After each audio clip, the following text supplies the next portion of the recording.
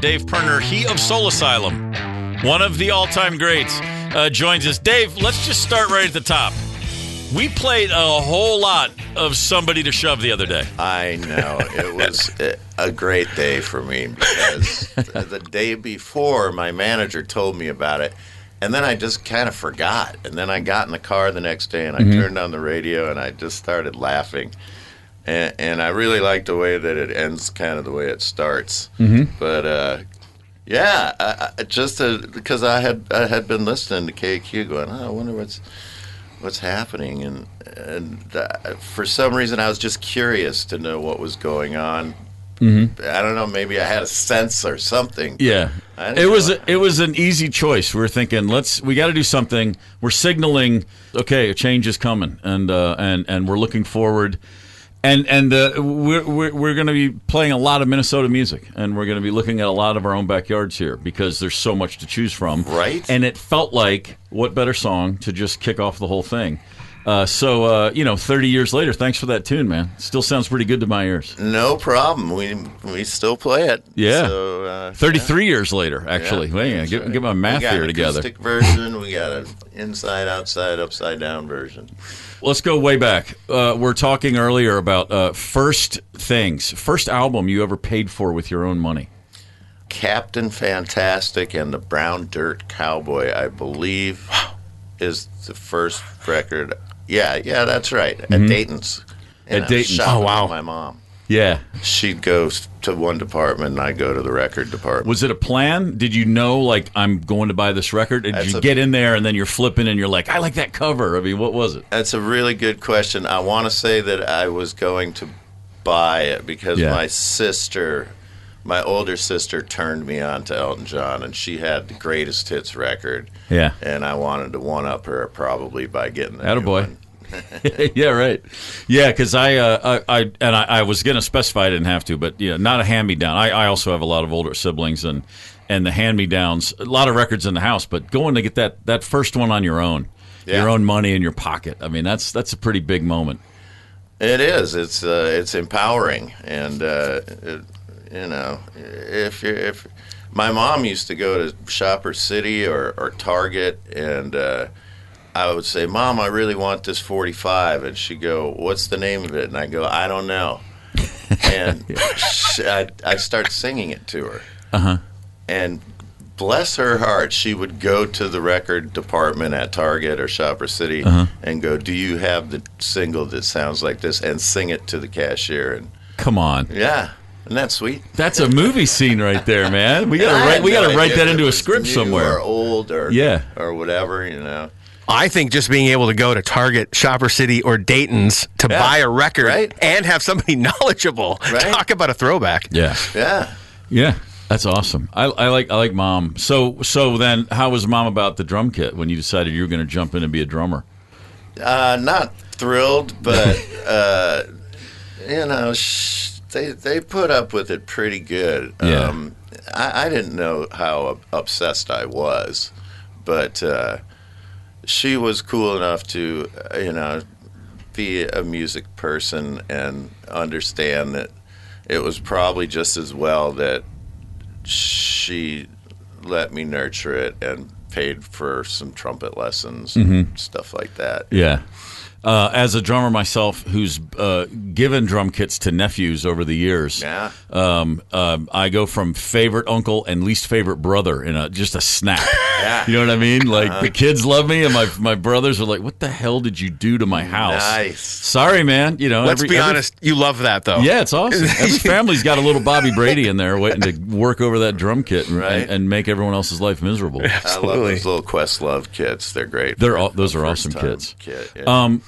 Do you still think like a drummer? I mean, when you're, because if you start on the drums, you're never going to get it out of your system. Even though obviously you're thought of and known as a guitar player and a writer and a singer and all those things, but I imagine when you're writing anything, you're hearing it's starting with the kit. I've been working in the basement ever since I got back from touring, and that's pretty much the way it is. I got the tune in my head, and then I lay down a drum track, and it's it's like building a building or something. And the cadence of the vocal is going to determine where the bass drum falls, pretty much, as far as I'm concerned. But just a little trap kit, no cymbals, no toms. That's all you need. Yeah. Dave Pirner, Soul Asylum. Dave Pirner of Dave Pirner, and also of Soul Asylum, I should say. I hate to say someone's of a band. There's a little bit more going on there. But as a guy who grew up far away from here, we're the same age, but I was a huge music fan. And there were two meccas in my world as a high school and college student. There was Athens and there was Minneapolis. All my favorite bands were from these two towns that had such a vibrant music scene in the really mid to late 70s, but exploded in the 80s. And you were here for that. Mm-hmm. So I saw Minneapolis, the music scene, from afar as, it was Oz or Disneyland or everything. Mm-hmm. It was Six Flags. It was everything in my mind. And I thought, as a fan who wanted to be in a band myself, I should just go there. What did it feel like to actually be here? Were you thinking about it in those terms of, hey, this is really pretty incredible? When Soul Asylum gets their start, there's already established bands, but there's also bands like you that are coming up. It just seemed like an incredibly vibrant time. Yeah, it's hard to gauge. For the first time, I just went, oh, that's how I felt when I moved to New Orleans. I was just like, there's so much music there. Mm-hmm. However, it wasn't a situation where there was something new going on. And with Minneapolis, it's hard for me to gauge that because I just assumed that it was like that in every city. Right. And to a certain degree, during that time, we would tour in a van and we'd stay and sleep on people's couches, and we would find the relevant scene to what was happening in Minneapolis, and those bands would come to Minneapolis and sleep on our couches, and we'd put them up and stuff like that. It was very vibrant and very much like in the beginning. You'd play at the 7th Street Entry or Goofy's or whatever, and the crowd would be a smattering of people, and at least half the crowd would be people in bands also. Mm-hmm. So it was really sort of self-supporting in a way that I don't know. I don't take it for granted, but I want to think that there's still kids that are 20 today, 25 or whatever, that have a scene, and they're having rock and roll parties in their basement and having a keg of beer and paying the bands. Yeah, sure. Absolutely. Or not paying the bands. Yeah. Well, and I think as a local, also looking back now, you appreciate, I think, how great it was. You know what I mean? Not taking it for granted, but also with us leaning more into Minnesota music going forward, I don't think there's a lot of towns in the country that can do that. No, I think I was going to say every city had a scene. There's no doubting that. But this one was superlative. I mean, I was in Atlanta in the 80s. Million bands, a lot of great, and the local scene was really strong. But if you just look at just look at the songwriters. There's no comparing to what was coming out of this town at that time. There were so many records coming out of Minneapolis, the Twin Cities area, that are still listened to by, I have nephews and nieces, my own kids, and they discover this stuff, your records, the Mats, on their own. They're not hearing it from me because I hated to be the dad to shove records down my kids' throats because it means so much more when they find it. Yeah. When my son's in college and he's like, hey, Dad, you ever heard this record? Sorry, Mom, forgot to take out the trash. And I'm like, this is a good day. Yeah. And then when I was coming up here, I've been here a little over 2 years. When I said, oh, by the way, I'm moving to Minneapolis, my son was like, you just thought, what is it with that town in you? I'm like, man, it's not really the same. But anyway, it was always there. But I do think the scene here, and history has proven that, because all those records hold up from so many different artists. And then, of course, the guy you never think of because he's so big, but were you ever running in Prince's circles, or was that a separate scene? I mean, I know you've played with Michael for years, who played with Prince. Sure. Michael Bland, tremendous drummer, local legend, absolutely. But I mean, it's funny to me too, as an outsider back then, because I would sit around and think, are those guys hanging out with Prince? I mean, I was wondering. That's what everyone in the world was thinking. You have this amazing band. Oh, and then there's Prince across the street. Yeah, it's interesting. The aesthetic at first was that the punk bands were just dirty and talentless, and and Prince's sound was kind of clean. Right. So as time went on, I learned to sort of appreciate and love what Prince does or did, and we would go out to Paisley Park and record, and I'd see him in the hallway, and it was a nod and a hello. Right. And then I ran into him, over the years I'd run into him. I ran into him one night and just kind of said, hey, man, thanks for putting Minneapolis on the map. And he gave me this classic Prince look where he smiles on one side of his face. And Yeah.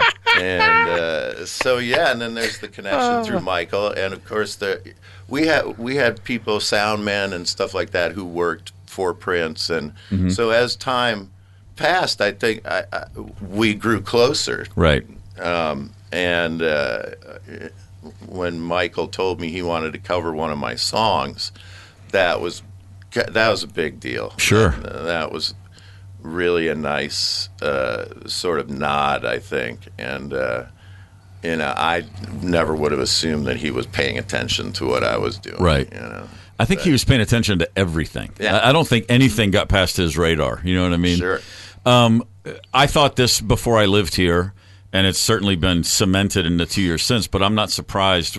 There's common ground, though, between Prince, who's this standalone, iconic figure, but the pride in Minnesota and just the appreciation for this area of the world. Minnesotans absolutely love Minnesota. Yeah. And I know so many people who leave, because a lot of people do. You got to get out. You got to go see the rest of the world. But most of them come back. More so than in any other town I've ever lived in. I have so many friends that have had careers in a million different directions, but they all come back eventually. I get it. It's certainly true for me. Yeah. I have 3 brothers and sisters, and they all left, got jobs in L.A. or whatever, and now everybody's back. And it's the same with me, and I'm like, I'm going to stay in New Orleans. I plan to just be there for the rest of my life. And it just happens.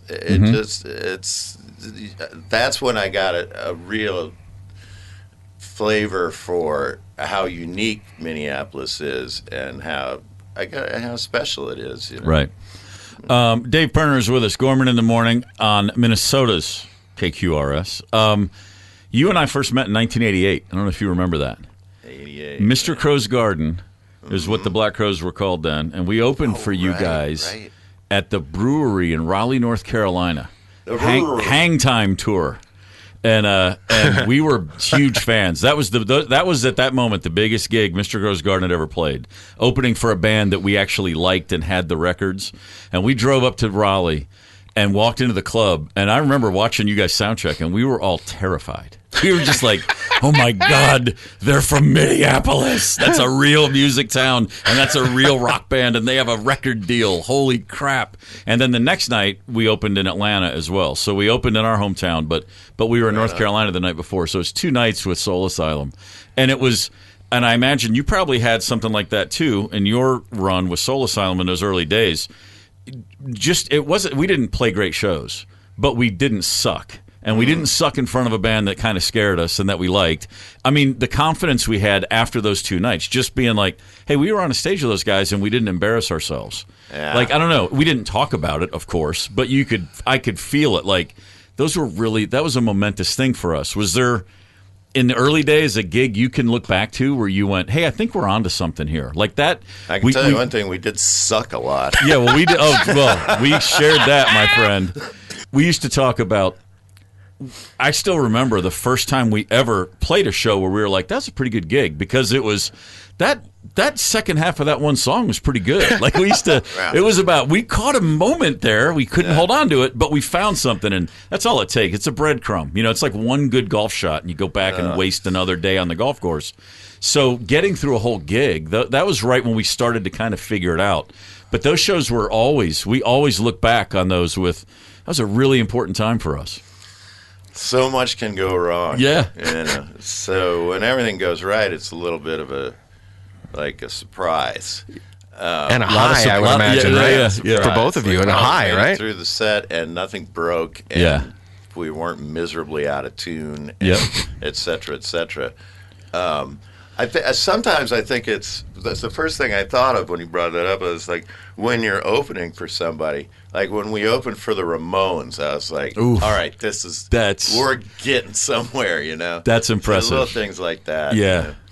Yeah. Oh my God! Opening for the Ramones. I saw Rock and Roll High School in the theater when it came out. Have the poster, and it just I just remember I walked out of that movie theater in a little town in Kentucky, and for me it was like the blackboard jungle. Like I wanted to break something. It was just like, oh my God, I got to get a leather jacket. I got to get some black Chuck Taylors, and I got to break a car window right now. And I didn't do any of those things. I just went back to school the next day. But boy, the seed was planted. Yeah.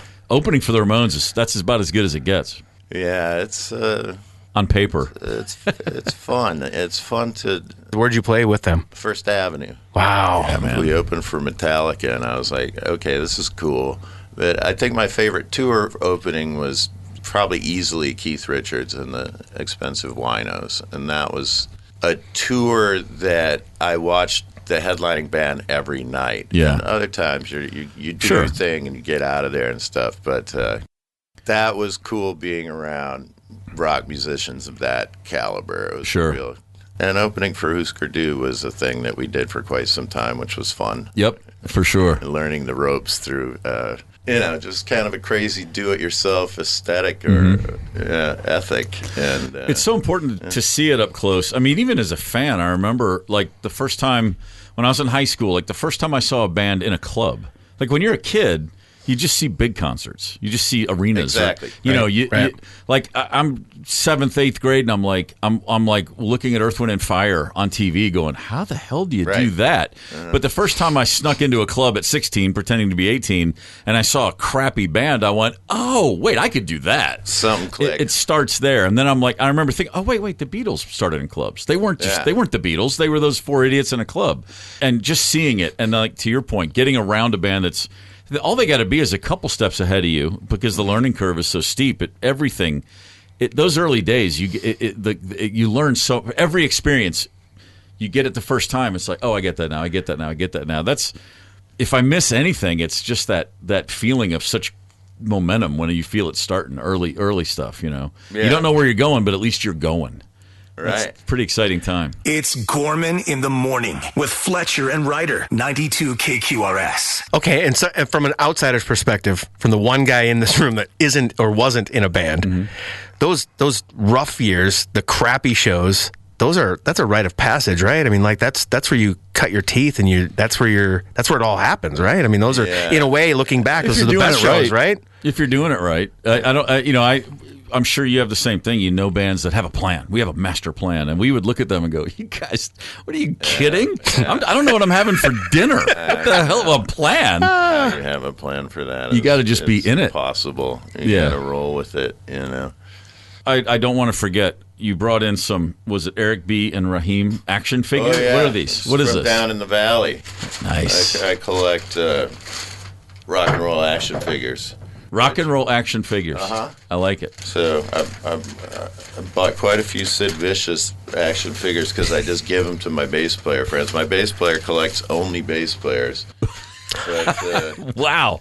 Yeah, it's a little strange. Yeah, but, it's cool. So when you say you collect them, I mean, does that mean you got a lot of these things? I try not to go crazy. Yeah. And I try to only collect musicians that I like. Yeah. So my most recent edition is Spinal Tap, which that'll work. I was thrilled. Yeah. I saw him at Amoeba in California, and I was like, I knew it was going to happen sooner or later. Yeah. I'll take all three members, and they're prominently displayed in my living room. As they should be. What's the collection up to? Oh, I probably had 20 of them, maybe. So it's not massive. It's under control. No, I mean they're really expensive for what you're getting here. So right. There's a lot of licensing and whatnot. Yeah.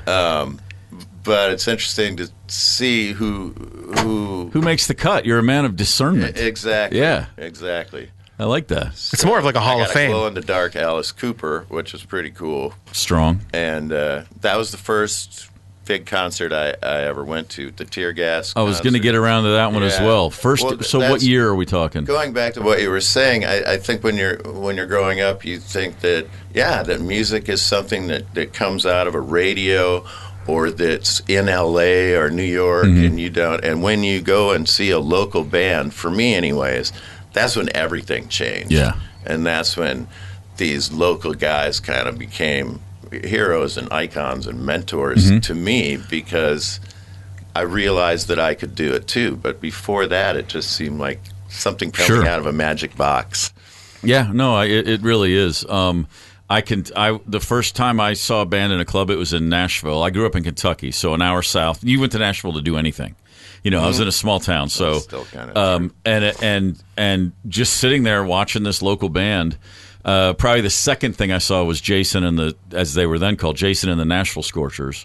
If you remember, Jason and Scorchers, basically, I mean, country, cowpunk, whatever you want to call it, they invented that crap. And just seeing that up close and people just sweating and no one looked good, and it was just like, oh, this is everything I needed right here.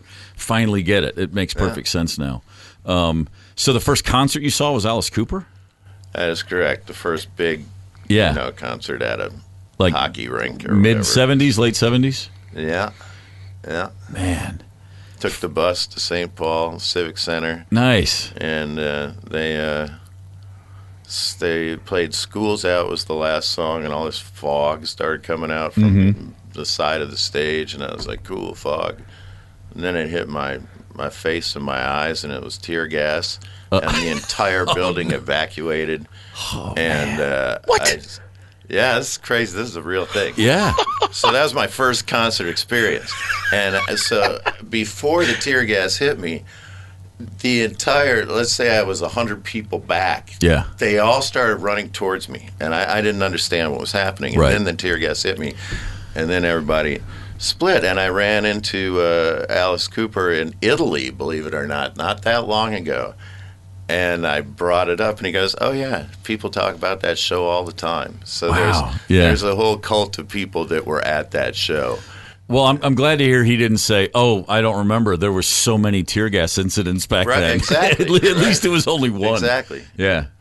What a weird thing. That's nuts. That's totally. What could somebody have possibly done that warranted that response? I don't know, but it was my first concert, my first time being tear gassed. So a lot of experiences. That's a good twofer. Is this kid going to come back, or is he scared away for life? I guess we know the answer. But getting tear gassed out of your first gig, that was the craziest thing ever. My first gig was Heart in 1978. Nice. And totally surprised. Had no idea it was even going to happen. It was just a long story. I was out of town with a friend, and we pulled into Lexington, Kentucky, and and his mom goes, do you boys want to go see this concert? And we were like, yeah. And she just handed us money and said, okay, I'll be back at 11, and just let us go. I was like eighth grade, 3 8th grade boys walk into this giant arena. But that wasn't my first tear gas. Thankfully, never been tear gas, but it was the first time I smelled marijuana. Yes. And I remember being like, that must be pot. Yeah. And the guy turned around and offered us a joint. And it's 3 8th grade boys.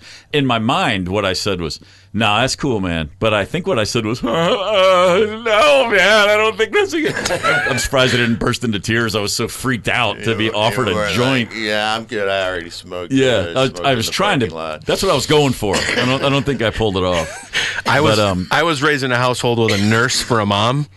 All drugs scared the hell out of me. Yeah. Until I got to be an adult and think for myself. But yeah, I would have reacted the same way. I'd have been a blubbering mess probably. I had a Marine dad. It was just more fear of getting my ass kicked than what the drugs were the least of the problem. It was his reaction of the drugs that was scaring me.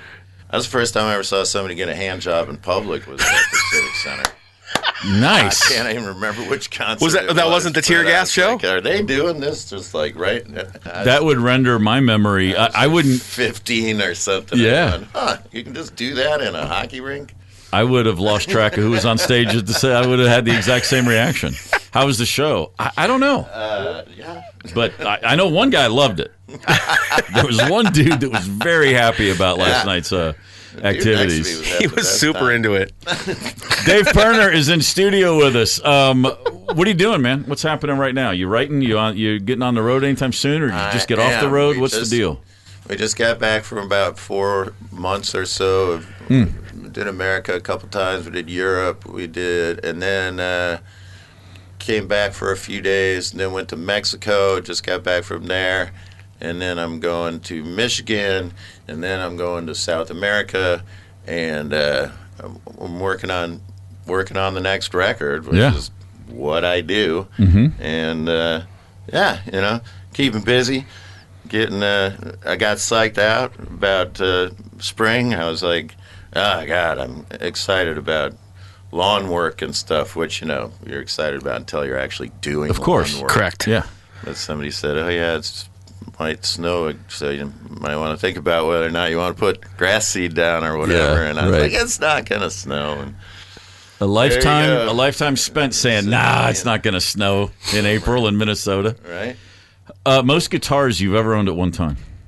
Oh gosh, I don't know, 20, 30. Yeah. 30. Not so bad, man. Yeah, more often than not, I regret not buying more guitars 45 years ago. Yeah, of course. When I came across some money, or when you could go buy a 60s Strat for $500 or whatever. Right. The value. As a matter of fact, I was talking about that in lieu of one of my friends is like, I'm going to invest in gold. And then he goes, well, what's a good investment? Guitars are a great investment. Mm-hmm. Yeah. The problem is, right, you're afraid to take them on the road, and you're afraid, the real nice ones. So I got some that I take on the road and some that don't leave the house. But of course. I never really got into collecting them like I could have. No, it's good. It's an addiction like any other for a lot of guitar players I know. Yeah, mostly I play most of the guitars that I own. You're with a backup. You're winning the game if you can actually say you use all the guitars you own. That's good. I was just going to say, between the guitars and the action figures, you sound like a man of great restraint. Yeah. Yeah, it's terrible. I could have terrible hoarding tendencies, but I resist. A lot of people that jump into music in their early teens, they go right from the baseball diamond or the basketball court to music. Were you one of those guys? Did you play sports as a kid? I was. I had to quit the hockey team to be in Soul Asylum. Really? Loud, fast rules. Yeah, my practice schedule is conflicting with. That's what I like to hear. That the early, the gut wrenching decies, man. Am I gonna make the league, or am I gonna hit the big time with the guitar? A surprisingly easy decision. Yeah, good. Kind of burnt out. But you coach, right? Or you have little kids. Yeah. Do you still do that? Which was kind of fun. Oh, that's awesome. I coached. No, I didn't coach. I took some kids to play rollerblade hockey in New Orleans, and it was hilarious. We went out to the suburbs in New Orleans, and I kid you not, there was a vulture in the front yard. It's like the only ice rink for miles and miles. Mm-hmm. And I'm skating around, and I'm watching these little kids that are doing that thing where they got the huge gear and helmet on, and they're 2 feet tall. And it's just adorable. The younger guys are like, "Hey, man, you play ice hockey, don't you?" And I'm like, "Yeah." He goes, "Well, the rules are different in rollerblade hockey." I had no idea. Mm-hmm. So, anyways, still rooting for the Minnesota Wild. It's coming around, man. It's gonna happen. It's gonna happen one of these days. That's right. Come on. People yell at me all the time for my sports optimism in this town. I'm no, man, you just got to believe. Don't let it get you. Nah. I tell you what. Never a cynic. I give you another couple decades, and you'll be beat down like the rest of us. It's never gonna happen, man. I grew up. My sports teams were spread out all over because my family moved a few times. So like my baseball team's the Orioles. My college football team was Michigan. My basketball team was the Baltimore Bullets. Before they became the Washington Bullets, then Washington Wizards. When the Colts moved to Indianapolis, I swore them off. I still hate the Colts with all my life, all my heart. But then I moved to Tennessee, and I was like, I guess I'm a Titans fan. I mean, it's a mess. And all these teams have just not been good for a long time. I mean, Michigan had finally got over, but Titans win one. But I don't care about the Michigan. My college football thing, I kind of got over that after a while. I was like, why do I cheer for a school I didn't even go to? Just because my family's from there. So what? But the Orioles are finally good. But it's 40 years since they've had a World Series. I'm still every year. I'm like, this is our year, man. This is our year. T-Wolves are they're coming around. It's going to happen. They're gelling at the right time. Oh, man. They're going to make another deep run. You watch. Don't get me wrong. I'm always hopeful. Yeah. I just don't have a lot of belief. That's all. I hear you. It's hard. You gotta get spirits up, man. You gotta. How are the legs? You lace them up right now and hit the ice. You gotta. If you lace them up and hit the ice right now, you got a few shifts in you. You still feeling spry? I did not. I try to get out on the ice every season, every winter, and I did not do it this year. I was just too busy. Last year, though, I broke another dude's rib. Nice. And, this year, way better than breaking your own rib, which I did on tour. I just fractured my rib, and I got home from tour, and I how'd you sing with a fractured rib? Well, that was that right there. Like that. That was it. Kind of like that. And sneezing hurts, and hurts, and all that kind of stuff. But yeah, so. The last time I played a game, I was in New York, and my lawyer, I love saying that. Of course. He said, hey, I'm on a team, come and play. And so I went and played at the Chelsea Piers, and I felt my brain was still 20. Uh-huh. But I'm skating on the ice, and I feel like I'm underwater. It's a problem. You know? It's a problem. It's like you're ice skating in a dream. It doesn't just all come right back. Yeah. And you're not like, hey, I got this.